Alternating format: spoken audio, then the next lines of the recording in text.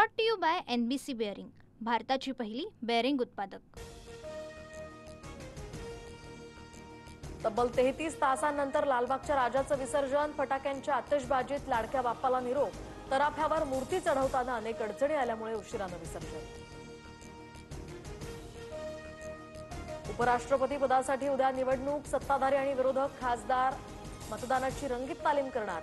मतदानादरम्यान चूक न होण्यासाठी ही खबरदारी। उपराष्ट्रपती पदाच्या निवडणुकीच्या अनुषंगानं आज एनडीए आणि इंडिया आघाडीच्या दिल्लीमध्ये स्वतंत्र बैठक होण्याची शक्यता। तर एनडीएकडून CP राधाकृष्णन तर इंडिया आघाडीकडून सुदर्शन रेड्डी मैदानात। GR विरोधात छगन भुजबळ आज किंवा उद्या कोर्टात जाण्याची शक्यता। GR मधील काही शब्दांवरून संभ्रम, कागदपत्रांची जुळवाजुळव सुरू। भुजबळांची काही दिवसांपूर्वी माहिती।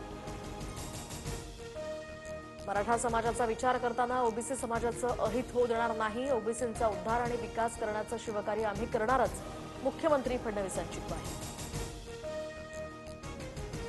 हैदराबाद GR ओबीसींवर घाला घालणारा, सरकारची भूमिका ओबीसी विरोधी, मात्र आम्ही लढणार, हक्काचं रक्षण करणार। वडेट्टीवार ठाम, उद्याच्या बैठकीला येण्यासाठी ओबीसी नेत्यांना आवाहन। पश्चिम महाराष्ट्रातील कुणीही मराठा आरक्षणापासून वंचित राहणार नाही। ओबीसींनी मराठ्यांच्या विरोधात लढण्यापेक्षा जातीसाठी लढावं, जरांगेंचा निशाणा। मराठा आरक्षण देताना ओबीसींना धक्का लागणार नाही। ज्यांच्या नोंदी आहेत त्यांनाच कुणबी प्रमाणपत्र मिळणार, मुख्यमंत्री फडणवीसांकडून स्पष्ट। दोष आडनावामध्ये नसतो, कर्मात असतो। कोणत्याही समाजाला मध्ये खेचू नका, अंजली दमन यांचा धनंजय मुंडेंवर पलटवार। अजित पवारांच्या बोलण्याचं कुणीही समर्थन करू शकत नाही। अजित पवार त्यांच्या स्वभावाप्रमाणे बोलले, पण ते चुकीचं होतं। IPS अधिकाऱ्याशी झालेल्या वादावरून दरेकरांची भूमिका। त्यांच्या शिवसेना खासदारांची आज निवासस्थानी बैठक, तर उपराष्ट्रपती पदाच्या निवडणुकीसाठी ही रणनीती ठरणार।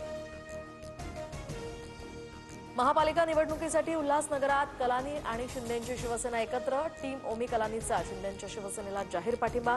खासदार श्रीकांत शिंदेंनी ओमी कलानी यांची भेट घेतली।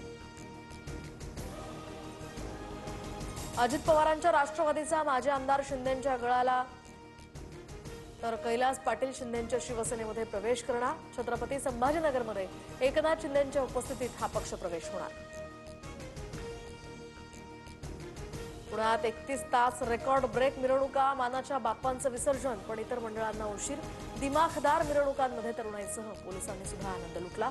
महापालिकेकडून अलका चौकात आता साफसफाई संपन्न। मुंबईत सर्व वातानुकूलित लोकल धावण्याचा मार्ग मोकळा। 2856 AC लोकल डब्यांची खरेदी प्रक्रिया सुरू।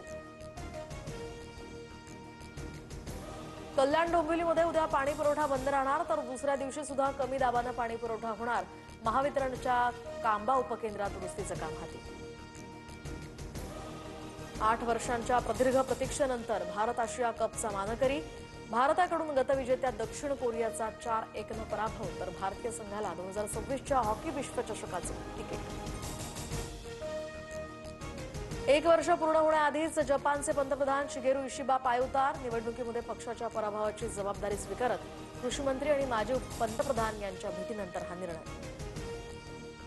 मुंबईसह उपनगरात मुसळधार पावसाचा अंदाज। उद्यापासून पावसाचा जोर काहीसा कमी होण्याचीही शक्यता। नागरिकांना मात्र सतर्क राहण्याच्या सूचना।